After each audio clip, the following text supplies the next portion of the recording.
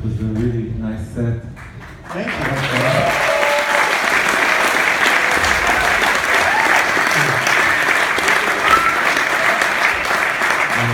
I also want to thank It follows the rule that if you have a bad sound check, which I felt like we did, the show can be good. Has a possibility to be good. If sound check is too good, you're finished. I also want to thank Yael, Kochavit, and Mickey for making this happen. I hope you enjoyed the show as much as I did, at least as much as I did. I hope you're not excited as much as I am. Speaking about excitement, do you ever get starstruck when you meet your idols? Sure, I guess so. Sure. It's hard to know what to say to someone who you've thought about for years and years and years and invested so much of your time in. It's like, what do you say? I mean, what can you say? There's not really anything significant you're going to get in a 3-minute conversation or something. Yeah. I heard you were really excited at Neil Young's house. At Neil Young's house. Yeah. We were excited to go to his house. We knew him by that point. We toured with Neil Young in the early 90s for like 3 months. And he was a hero of at least a couple of us in the band at that time. And we finally got to go to his house, and that was super cool because it's a ranch on like 2,500 acres in the hills near San Francisco. And it was super fun. If we were living in a normal place, my question would have been, what took you so long to come back? Since we're not living in a normal country, what made you come back? Did you have any worries about this trip? I didn't have very many worries. I've been here a couple times before. It's been a long time. It's been, the last times I were here were in the mid-90s, like 1994 or 5 and 6. I was here with my partner Leah Singer, who was doing the films in the last of the 5 film presentations. That's her films behind me. That's a piece that we do together called Contre Jour. And we came with a jazz drummer named William Hooker, a free drummer I was playing with a lot at that time. And we played here in Tel Aviv. I don't remember where we played. It was like 1995.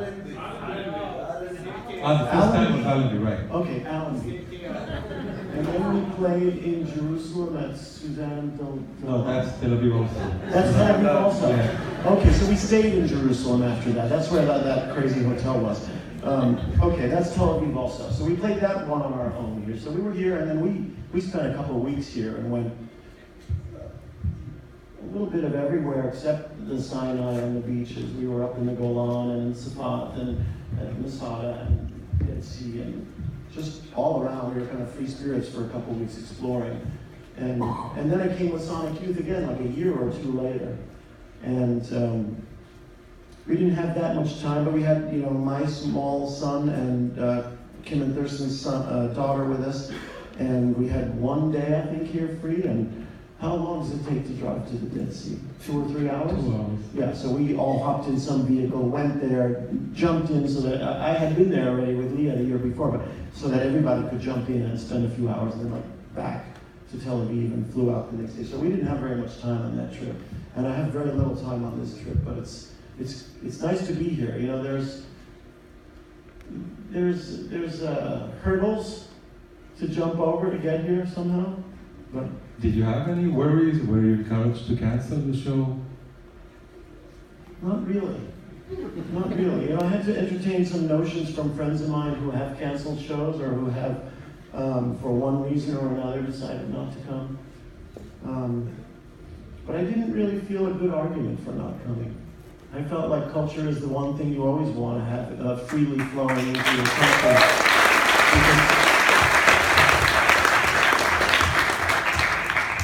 And it doesn't, if I didn't play anywhere in the world that I didn't agree with the government, I wouldn't be able to play in my country or anywhere, So that was my main point about it. It's like, artists are not the politicians.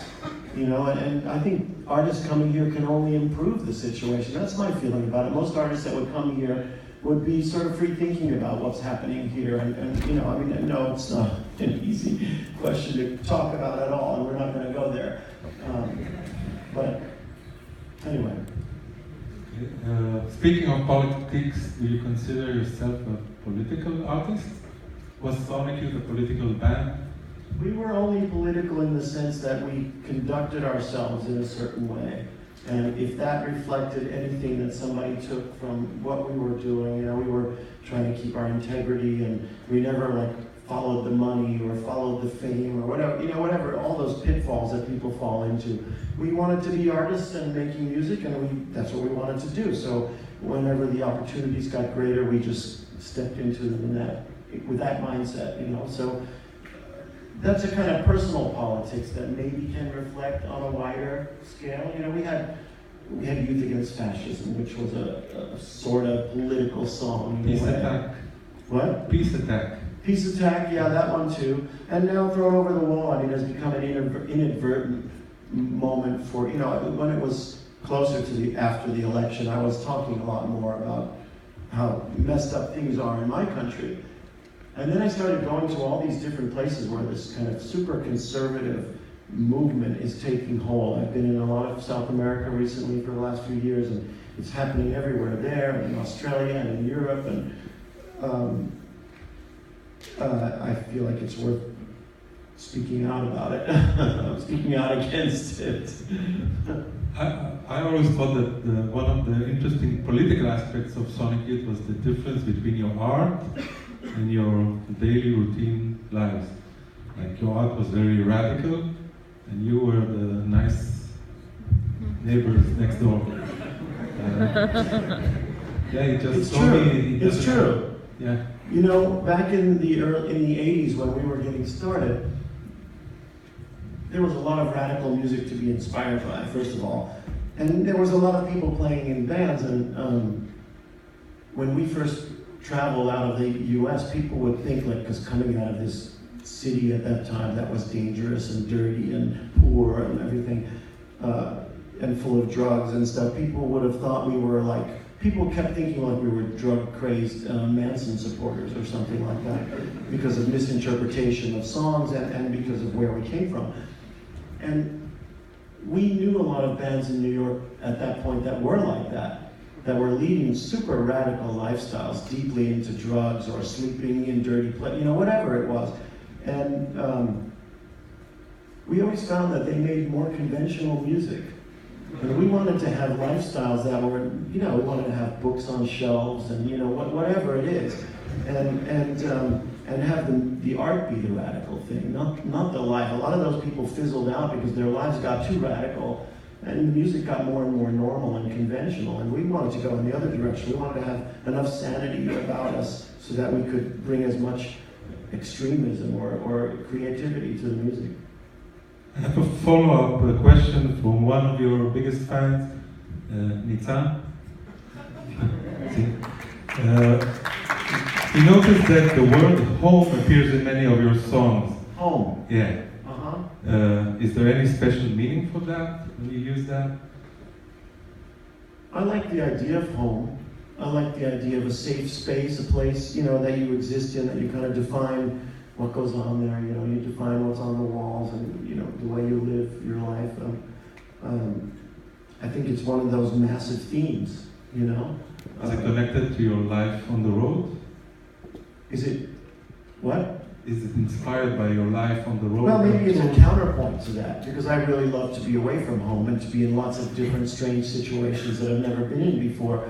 But it's nice to have a place to go back to like that as well. That's very, you know, that's very supportive and, I don't know, safe, I guess is the word. You know, it's like,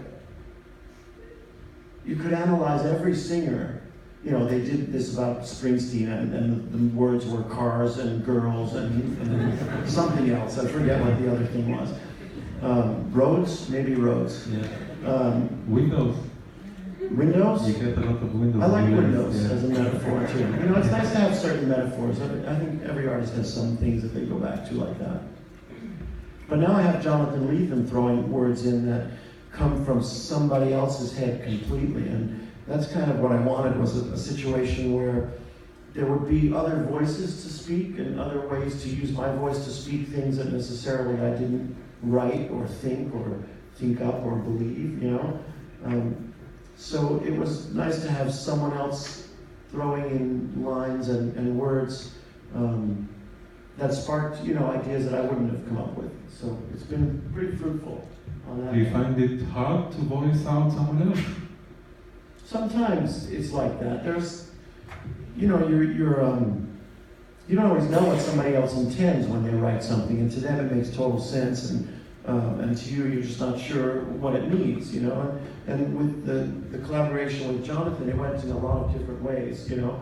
Sometimes I had almost every line in a song, and I was stuck for 3 lines, and he filled them in. And sometimes I had only 3 lines out of 40 or something, and he filled the 38 in or whatever. And then we would go back and forth, like, I don't like that one, I don't like that word. What does that word mean at the end of this sentence, you know, stuff like that. And it got, it was very interesting. And sometimes he would send me stuff that didn't have a song intended for it. You know, I was sending him like demos and things. It was just like, here's 4 lines of, he sent me this 4-line stanza that related to Edgar Allan Poe, to the Telltale Heart and the Purloined Letter. And it became a song called Purloined on the record.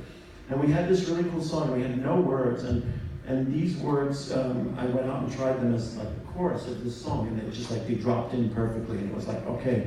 Once I started singing them, then somehow I knew what they meant. I didn't really know what they meant before, and then I started singing them, and I knew what they meant. And later, Jonathan said that this 4-line thing